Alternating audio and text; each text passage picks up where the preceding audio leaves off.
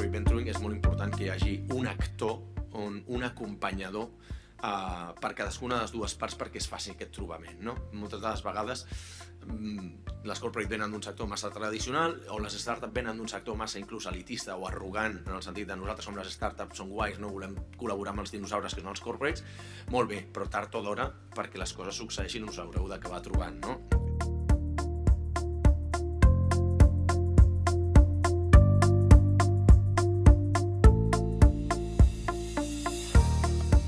El nostre objectiu és donar un prisma diferent del corporate venturing, més a l'àmbit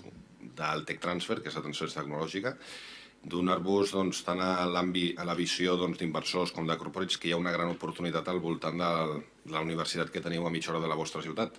I us ho explicarem en casos reals de què és el que fem al nostre programa. El que ens agrada és això, no buscar aliances, que és part del corporate venturing, una part molt important, tant amb empreses, que aportem valor i donem una tecnologia, més que hem estat finançats també per la Comissió Europea, per inversors, que ara us comentaré, no? Per tant, és una tecnologia amb una proposta de valor que no té cost per tu i que vinculem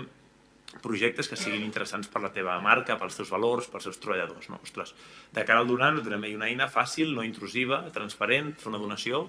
que no et requereixi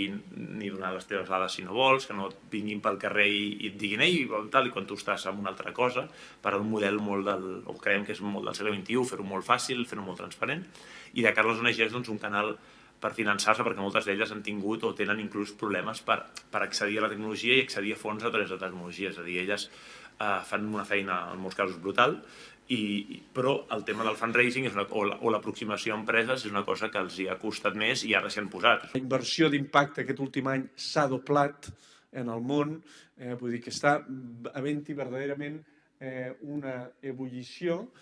que conjuntament amb l'ebullició del corporate venturing i del món de les startups està produint que s'estiguin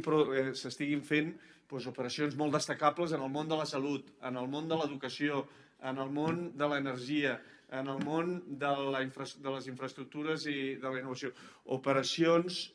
grosses com la de BP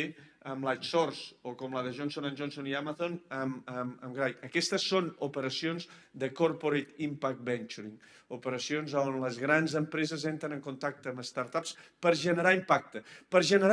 i generar negoci. Las dos cosas a la hora. Nuestra propuesta de valor tiene algo que a mí particularmente me gusta mucho, que no es solo que ponemos capital, sino que contribuimos con algo que se llama Beyond Money o contribución más allá del dinero. Y precisamente yo creo que esto es lo más interesante del corporate venturing, es decir, es aprovechar esas sinergias que se pueden dar con estas empresas emergentes en el beneficio mutuo. Es decir, una de las grandes, yo creo que lo más valioso que tenemos en esa contribución más allá del dinero es la posibilidad de ofrecer tráfico y marketing, que al ser una empresa de media pues es un poco más sencillo, ¿no?, de hacer.